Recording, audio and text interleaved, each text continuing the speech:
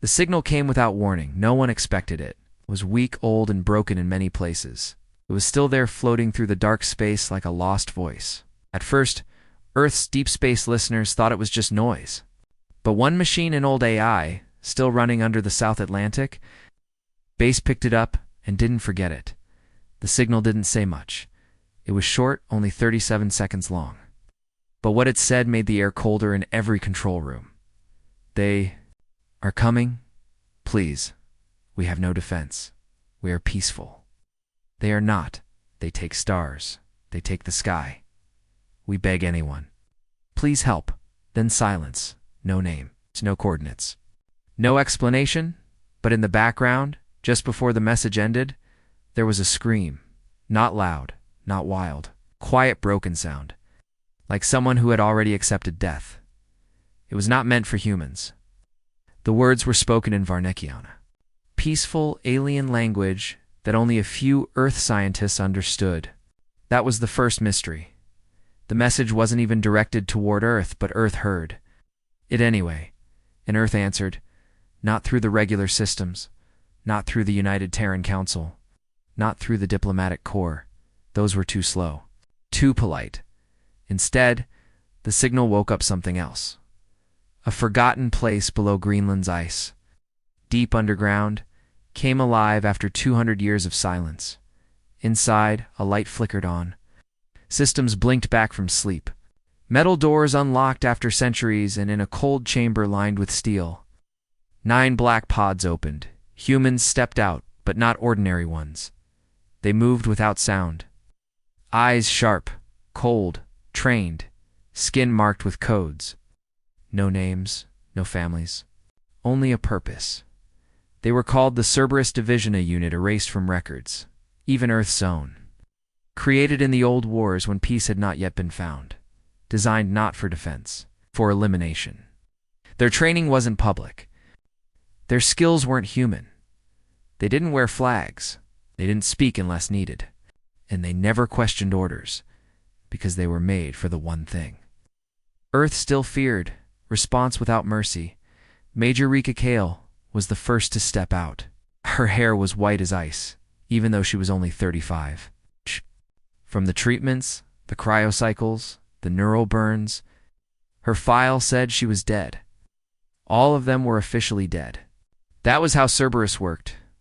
Rika blinked as the chamber lights adjusted. Status, she asked flatly. Operational, the AI answered from the wall. Code black confirmed. Unauthorized distress signal received. Varnak species origin. Threat. Unknown. You are reactivated. She looked around at her team.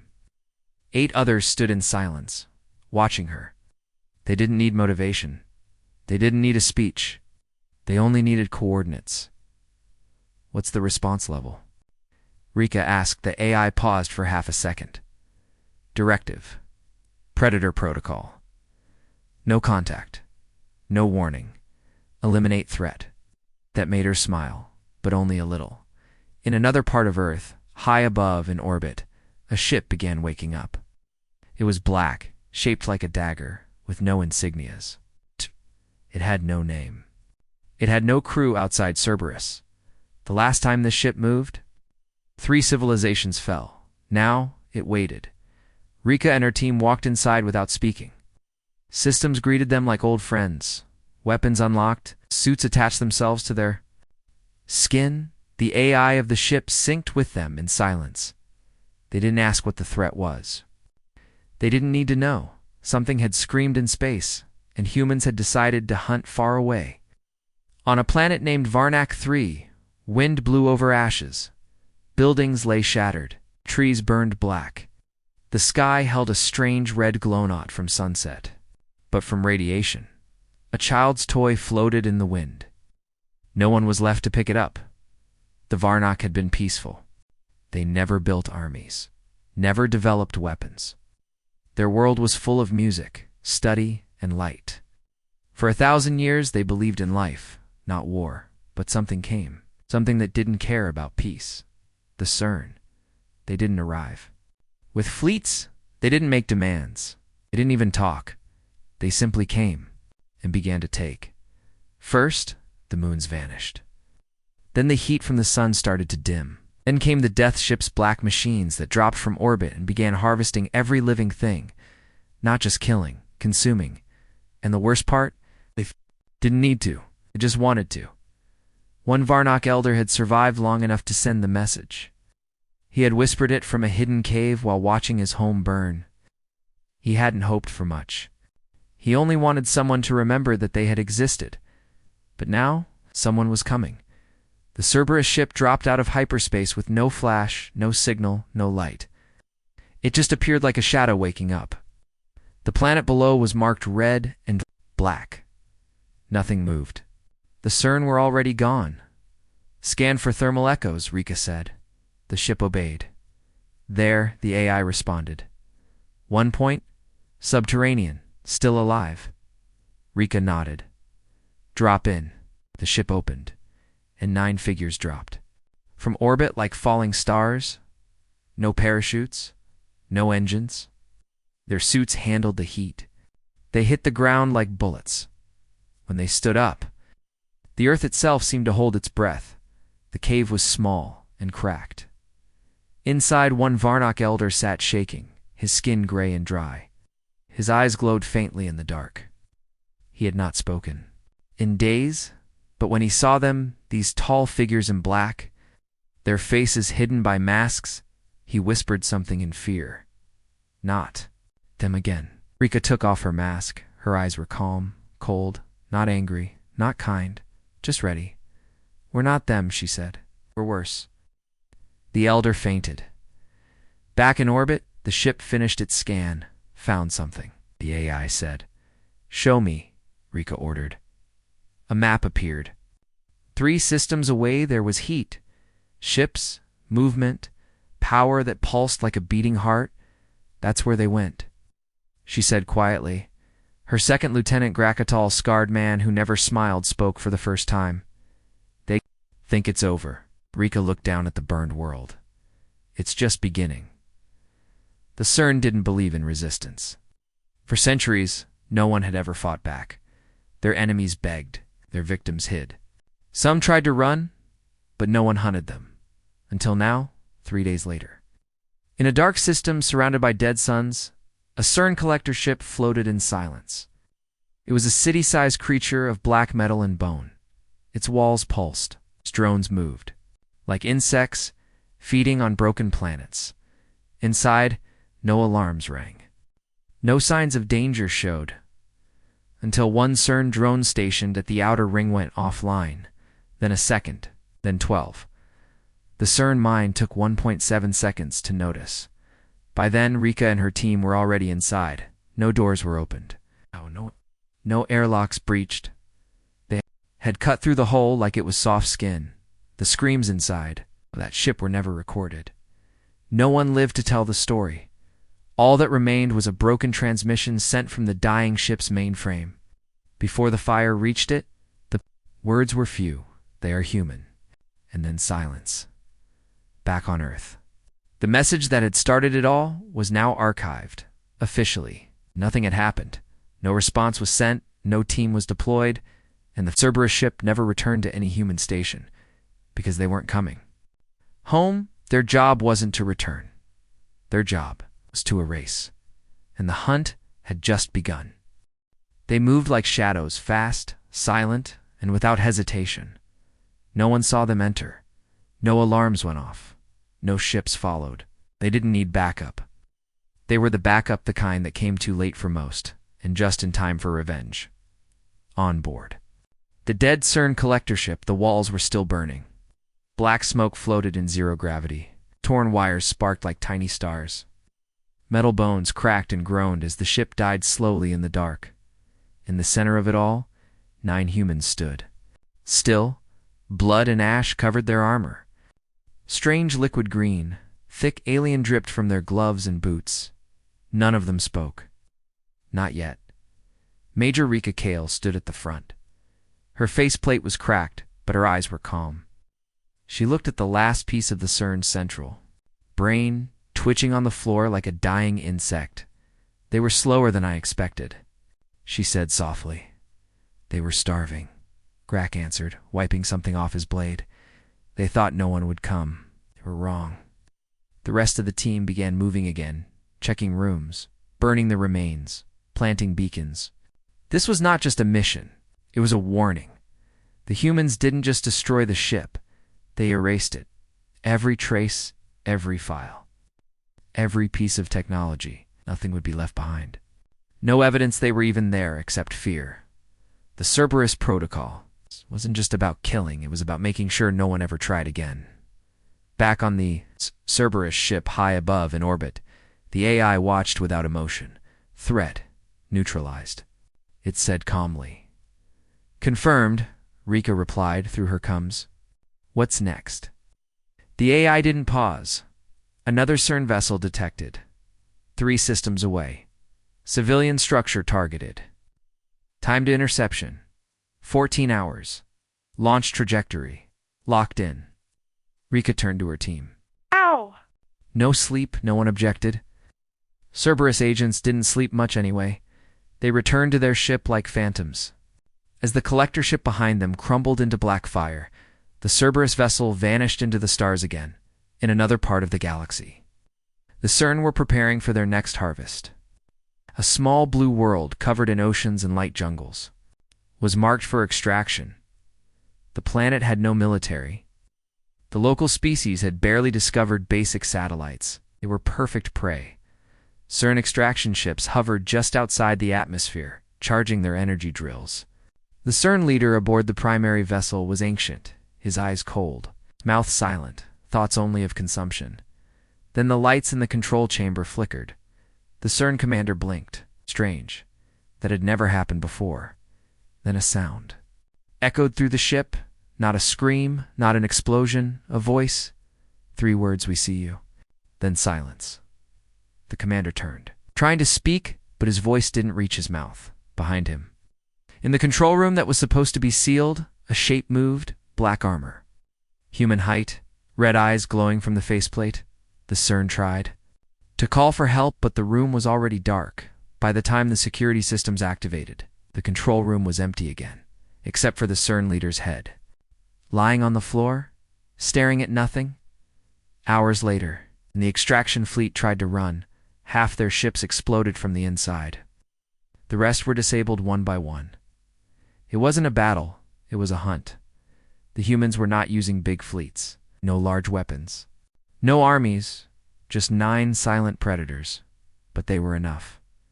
Back on Earth, a scientist named Dr. Leanne sat in a dark room watching the data. She wasn't supposed to know about Cerberus, but she had worked on their biodesign many years ago. She was young, and Earth still believed war was necessary. Now, she watched the CERN signals fall silent one after another. She felt both pride and fear. "They're awake again," she whispered. Behind her, a military officer stood in the shadows. "We didn't activate them." Dr. Leon turned slowly. Then who did? The officer didn't answer because he didn't know. Far away, the black corridor of a destroyed CERN base.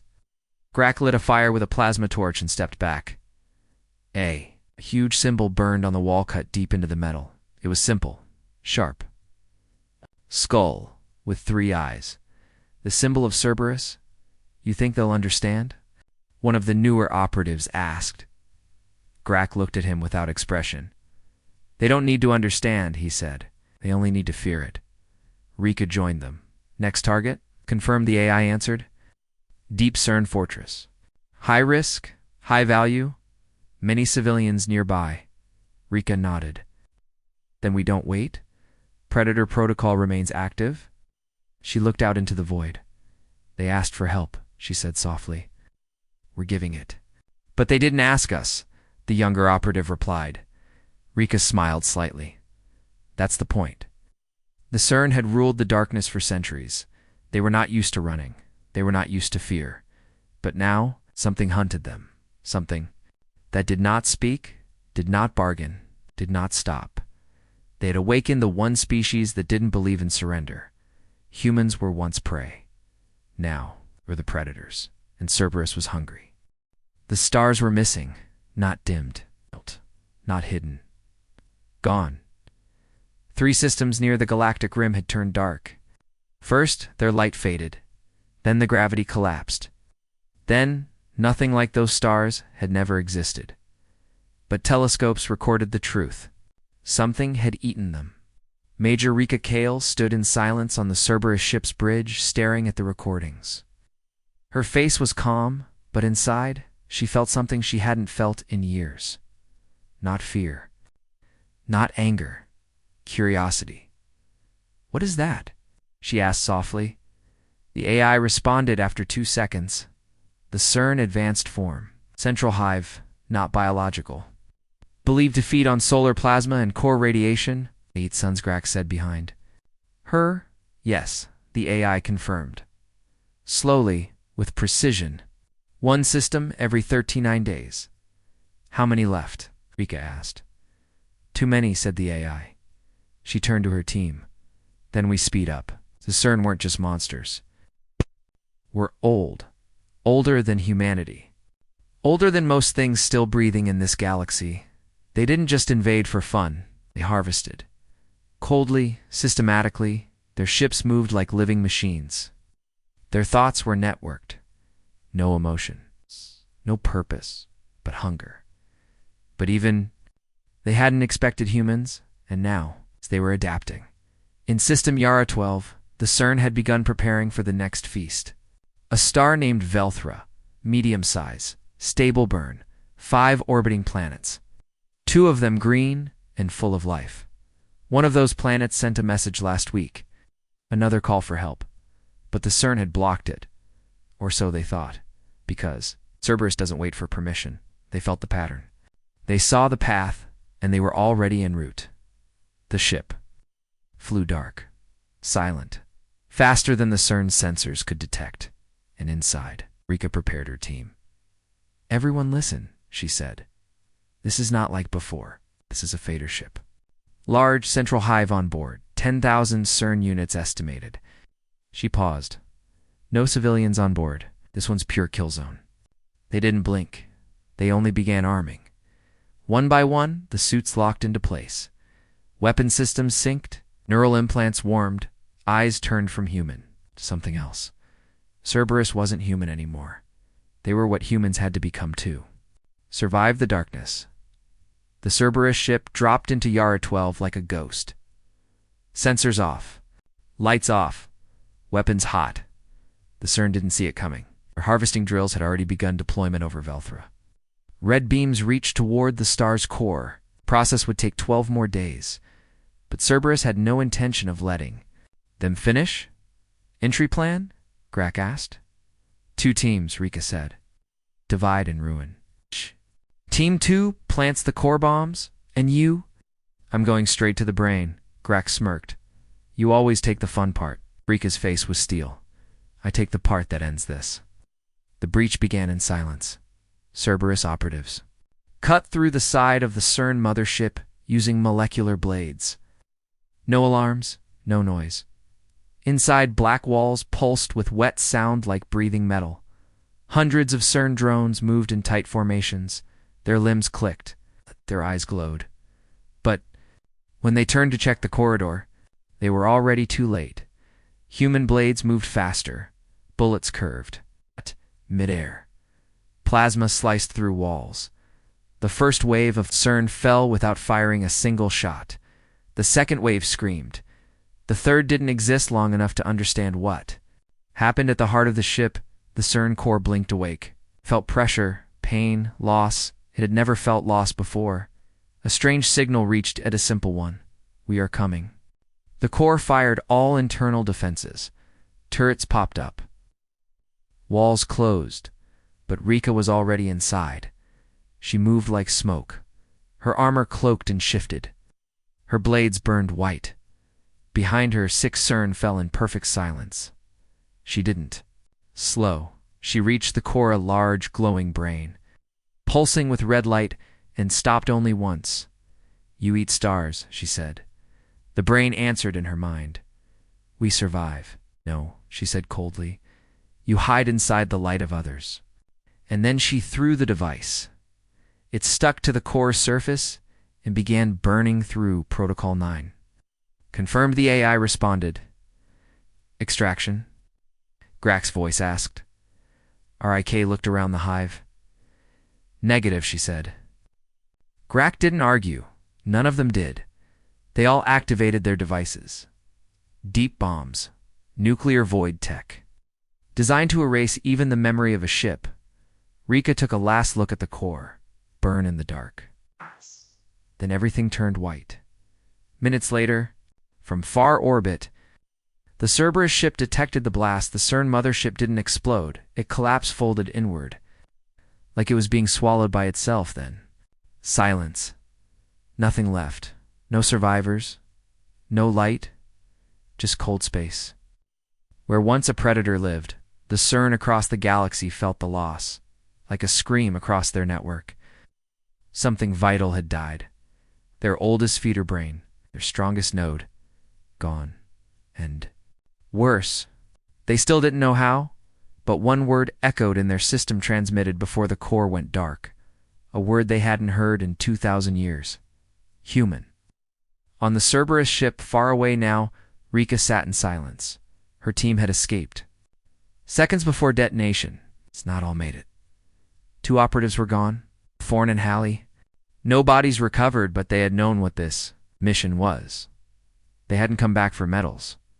They had come to end things. Rika opened the next coordinates. 3 more stars, marked for harvesting. 3 more systems marked for death. She looked. At Grak, we're not done, he nodded. We're just getting started. Somewhere else in the galaxy, deep in the CERN high nest, the Prime voice stirred. It had watched stars die without blinking. It had consumed empires, but now felt pressure.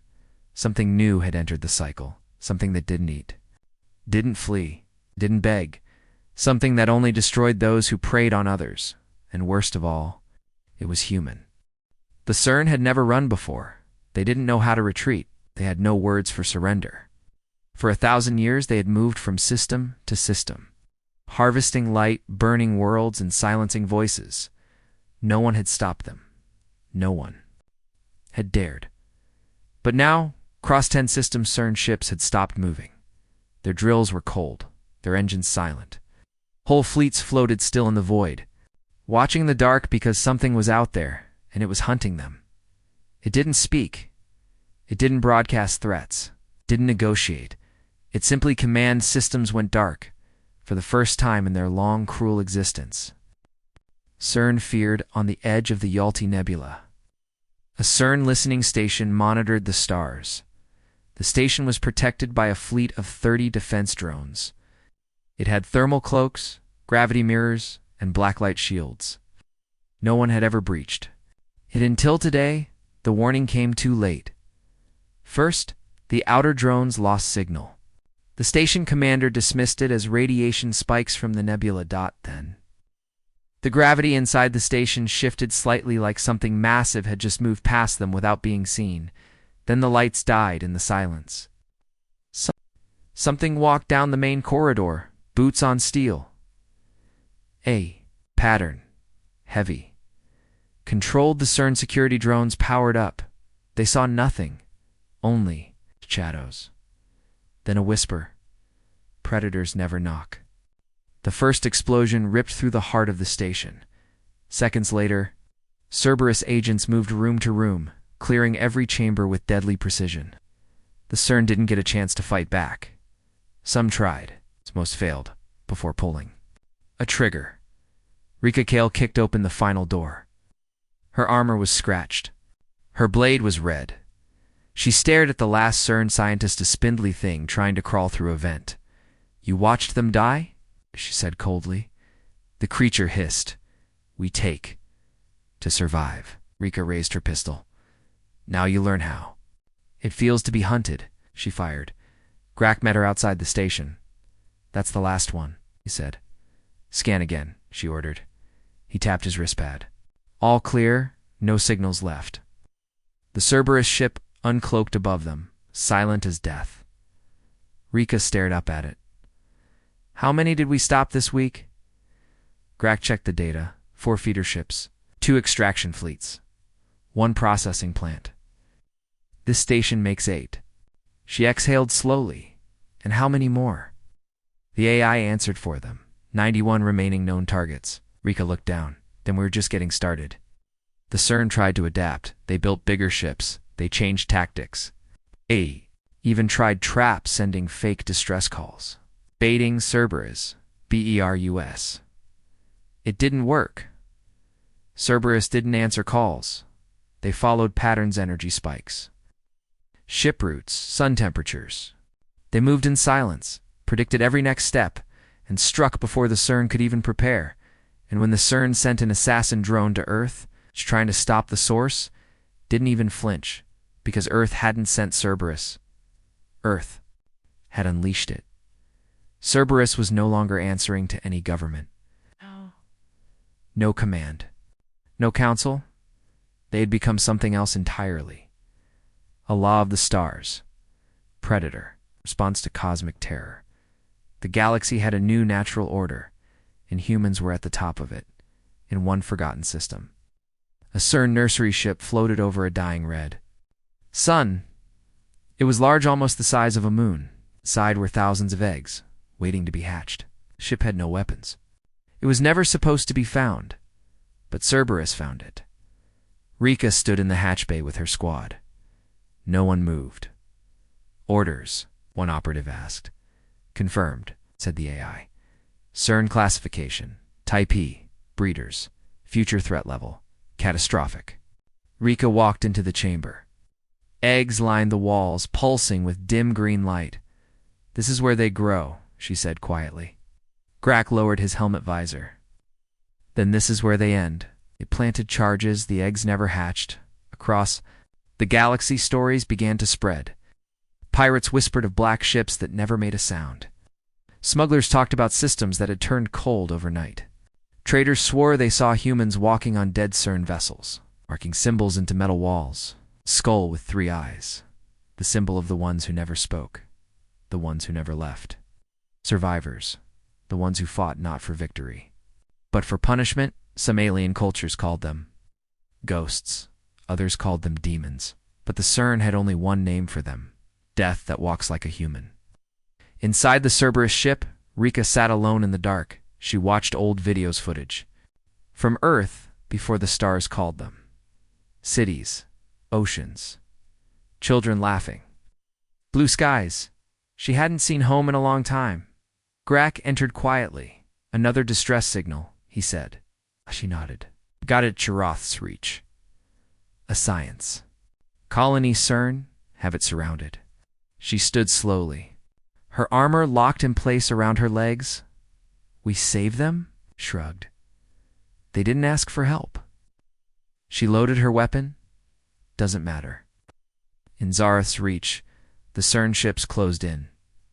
Thousands of civilians hid below ground. Scientists. Children. No military. No hope. Then, just as the sky turned red from CERN energy beams, something fell from orbit. 9 black shapes. Fast. Silent, the CERN fired everything. Nothing hit when the shapes landed. The screaming stopped. One of the survivors recorded it. A human. Standing in firelight, covered in ash, he whispered only one thing to the camera. They came from the stars. We were already dead, but they killed death itself. Cerberus didn't ask for thanks. They didn't ask for medals. They only asked for one thing. Coordinates, and the galaxy kept giving them. Because someone had to fight back, and humans had. Remembered what it felt like to be prey. Now they would make sure no one else ever felt it again. The council chamber on Zelther Prime had never been this quiet. Not even during war declarations. Not even when stars died. Today, something worse echoed through the walls. Ambassador Keswick stared at the dark screen. Single line of transmission. Scrolled again and again. Predator protocol activated. Contact with unit Earth bloodbound has been authorized. No species in the galaxy had ever dared speak that name out loud, bloodbound. Even the oldest empires, those who carved planets with sunblades, feared what those 2 words meant. The last time Earth activated a Predator protocol, 6 systems went dark. Not defeated, not captured, just gone. Silent. Empty. As if the stars themselves had fled. And now it was happening again. On the edge of the Morith Rift. A small Terran vessel drifted. Black. Silent. Not registered with any known human fleet. Inside, 9 figures sat strapped into dark harnesses. They wore no insignia, no ranks. Only a glowing red line that ran down the center of their armor. One of them opened his eyes. Skin was pale, almost corpse-like, but his voice was calm and cold. Authorization confirmed. Objective received. Another figure, female, checked. The data feed, planet coordinates, species identified. Task: terminate all hostile origin points. Display example. Leave warning. The leader nodded. Understood. Adder! Protocol, in effect. Far away on the planet Eulanthus 4, the ruling caste celebrated. They had forced surrender from 2 minor human colonies. Their generals mocked Earth for its silence. Their news feeds replayed images of Terrans begging on their knees, hands bound, lips bleeding. Where is your strength now, Eulanthus? Leaders sneered during a broadcast. Where is your vengeance, predator race? The humans on Eulanthus 4 didn't answer. Most of them were dead. The rest were imprisoned or broken. But someone did hear that broadcast, someone who was not meant. 2, and it was now too late. The ship arrived in orbit. It didn't request landing permission.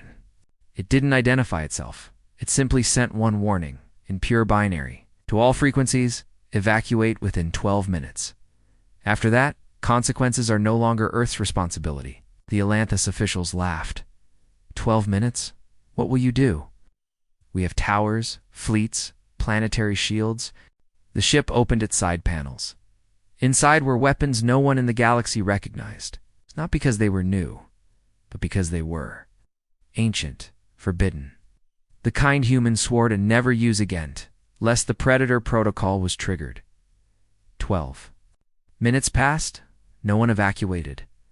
What happened next was not war. War has rules, targets, diplomacy. This was something else. The ground began to boil under Eulanthus cities. Buildings collapsed before the sound even reached them. Time itself seemed to twist. Ships froze mid-air, turning to ash before touching the clouds. No bombs fell. Marched the predators simply walked in of them, crossed the planet. Wherever they stepped, silence followed. They didn't speak. They didn't explain. They only destroyed. Not wildly, not angrily. Precisely a single temple was left standing inside it. They carved one line into the floor using a plasma blade. This is the mercy Earth sends. Then they vanished. The Galactic Council called an emergency session.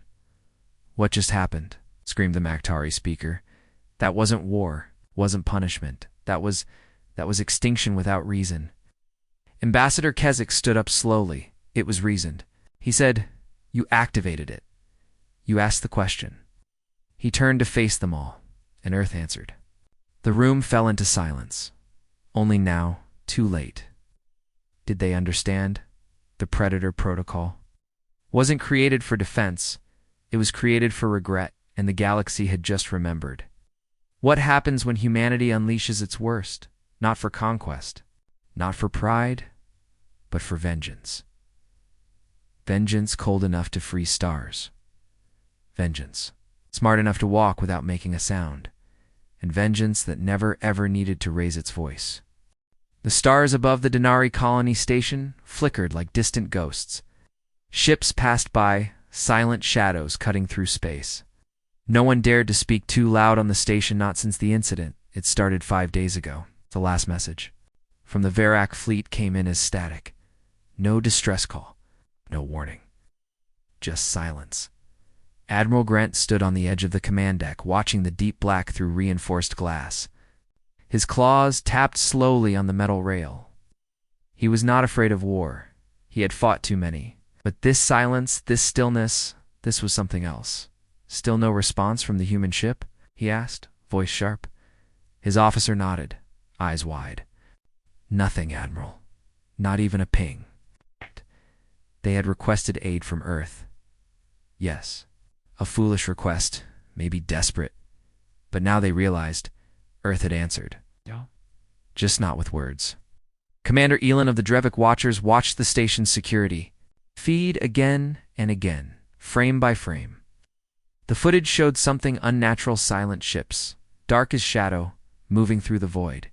No sound, no lights, no energy signature, and then things began to disappear. Not explode, not burn, just vanish. Ships, crews, patrol drones, all gone. "We are not looking at soldiers," Elon whispered. "We are looking at something else." Her second in command stared. But what? What is humanity sending? Elon closed the screen. Her voice was a whisper. Predators. 2 levels below, a survivor had been found. One of the scavengers from an abandoned freighter. He had locked himself inside an airlock, shaking, bleeding, talking nonsense. The metal moved. He screamed. The shadows, they hissed at me. The medics thought he was mad. But when they scanned his suit, the data said something else. Microscopic holes, burned marks that looked like claws, fangs. But no energy weapon could do this. The doctor whispered to herself, not a weapon. A bite? Meanwhile, the humans did not speak. No signal, no reply, no message. They had sent something. And it was already here in the dark corners of the station. Crew members vanished one by one, always at night cycle, always when alone. The walls showed no sign of damage, just missing people. Sometimes they left behind a strange fluid, thick, dark, almost like oil butt. It moved, it breathed, and the silence. It was deeper now. It wasn't just the absence of sound. It was the presence of something else, something watching. Admiral Grant ordered emergency lockdown. No one goes alone. No one walks unarmed. But weapons didn't help. A squad of 8 Denari guards vanished in 1 hour. Cameras caught nothing. One helmet feed showed a single frame before static took over, black claws rising from the ceiling, and then whispering, not a language.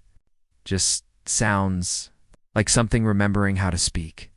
The galaxy had feared humans for their weapons, their will, their rage. But Earth had stopped speaking long ago.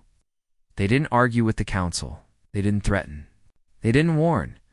And when the plea came to them, when the Denari begged for help against the coming, hive swarm humans didn't say yes. They just sent something.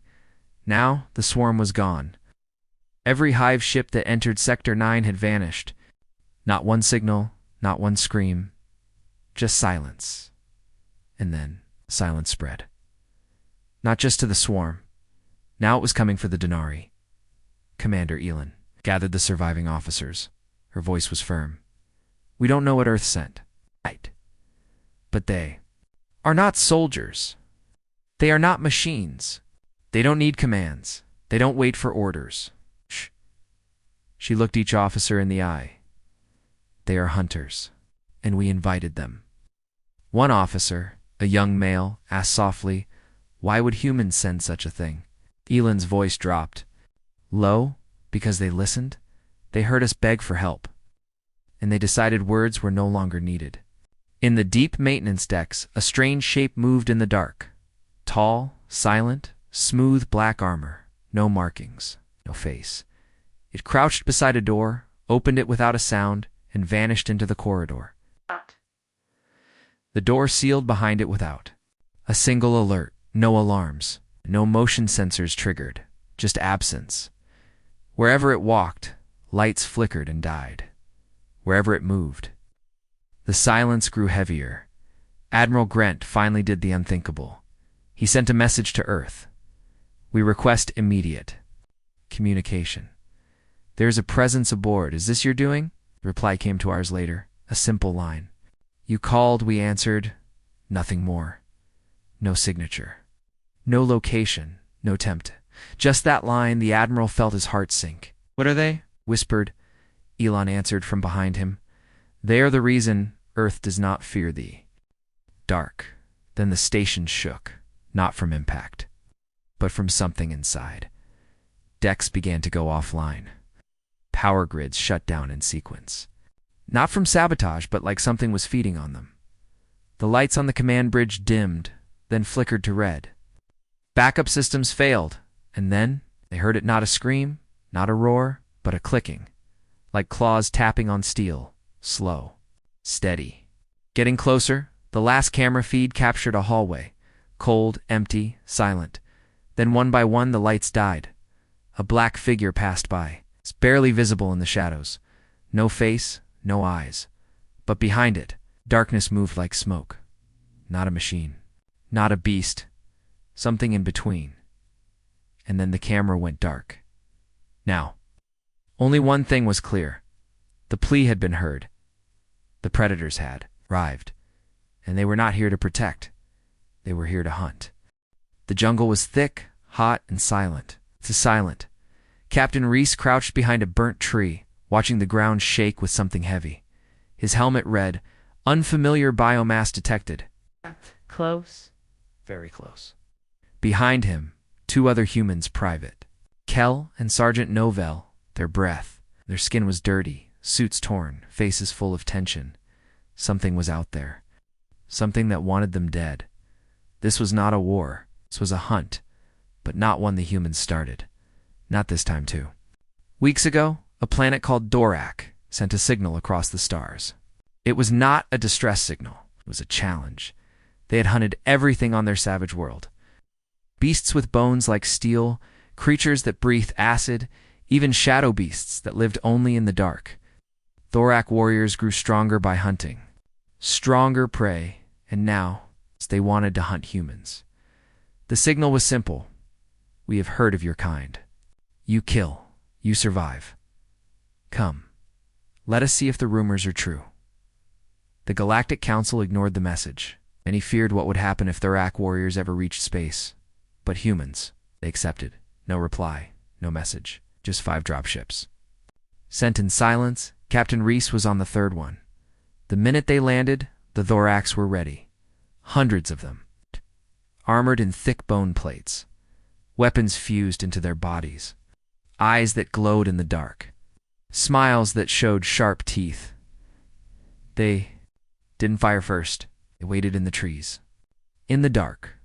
Watching, waiting for the humans to run. But humans didn't run at first. The humans set up small camps. Drones scanned the area. They marked movement.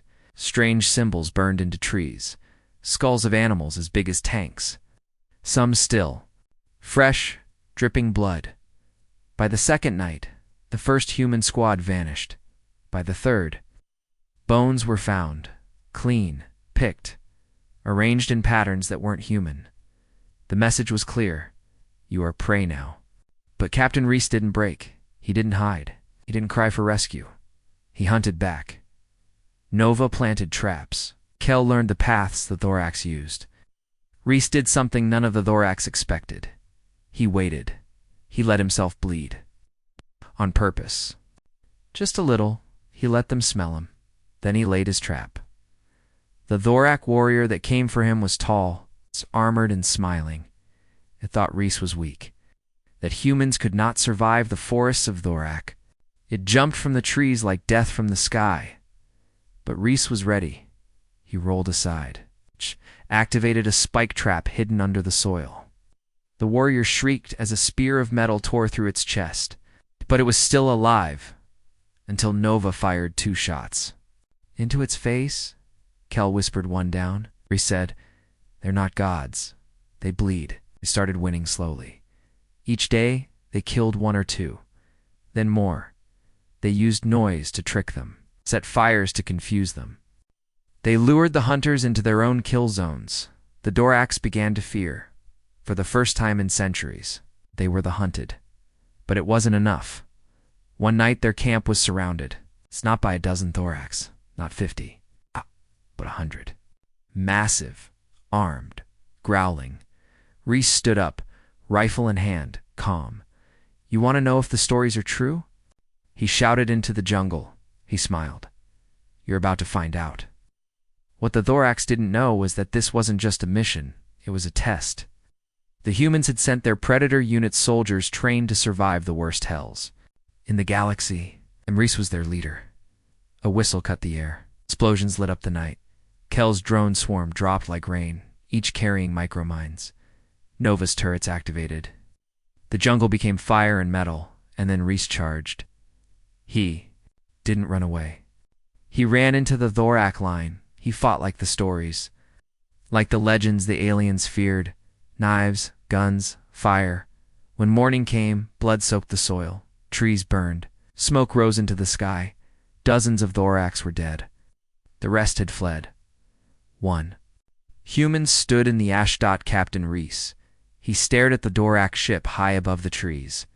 They wanted a hunt, he said, voice hard. Now they'll get extinction. The stars did not shine the same anymore. Every species in the outer ring held its breath. Traffic between systems had slowed. Military ships stopped patrolling. Traders went silent. Pirates vanished. Even warlords stopped sending threats. Something ancient, something feared, was moving again.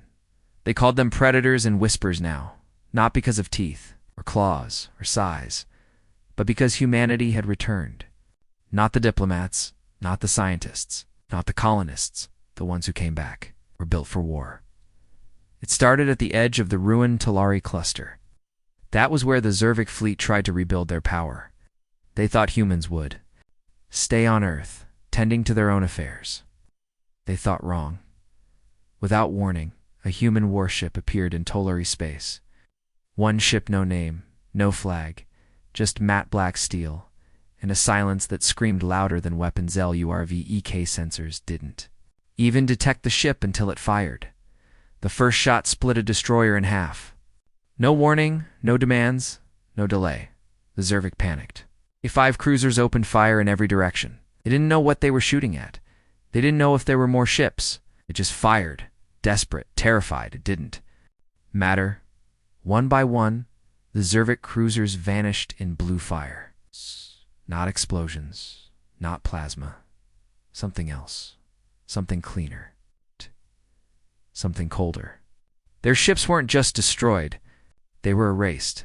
Then the message came. No voice, no language, just a symbol, a predator's eye. Oh. Burned into the static of every Zervik com channel. The galaxy remembered that symbol. Years ago, it marked the final warning humanity gave before the last war, a symbol of judgment, symbol of fury, and now it was back. Across the stars, governments called emergency meetings. Armies moved to defensive positions. The Galactic Council, what was left of it, sent envoys to Earth, but Earth didn't. Answer: because it wasn't Earth that had sent them. It was the Division, a hidden arm of the old Terran Alliance. Silent since the last war, thought to be dismantled. But now it was moving again, pulling strings from the shadows, leashing the worst humanity had trained for. Their mission was simple: track every empire that ever harmed Earth's allies, and make sure they never did it again.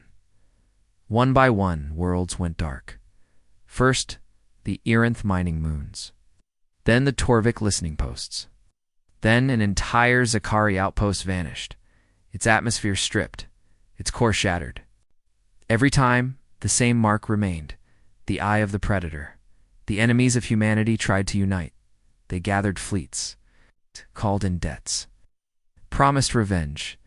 But what do you do against something that doesn't speak, doesn't sleep, doesn't negotiate? The predators didn't want planets, they didn't want slaves, they didn't want tribute. They wanted silence, safety, for Earth, for allies, the innocent. And anything that threatened that silence was hunted by the end of the second cycle. 10 empires had fallen. No one knew the names of the human agents. No. One knew where the ships came from. No one knew what technology they used. But rumors spread. Some said Earth had built ships powered by quantum rage. Others believed the predators were not human anymore, but something else, war-born, machine-fused, emotionless. But they were wrong. They were human, just broken ones. Soldiers who had seen too much, lost too much, and refused to let it happen again. The last chapter opened when the Sathari High Lords issued their challenge. They were proud, old. They controlled 5 star systems. They thought numbers mattered. They sent a fleet of 600 ships toward Earth. It never reached orbit. The predators met them in the void. Just 3 ships, and one by one, they destroyed the entire fleet before the Cathari even crossed the Kuiper line. The wreckage was pushed toward the Cathari homeworld in silence. On it was scrawled a message in Terran English. "You ask for rescue," we answered. "You hurt them now. We return." That was the final straw. The galaxy stopped moving. The predators stopped too, because they had finished what they came for.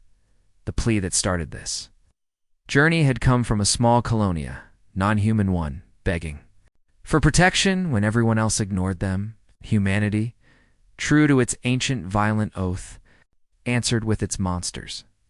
Now, predators returned home. Their ships faded into shadow. Their names were never known. But the galaxy never forgot the lesson. Never send for Earth's help if you plan to betray it later, because what comes after? The rescuers are the predators. And they never ask questions. They just return.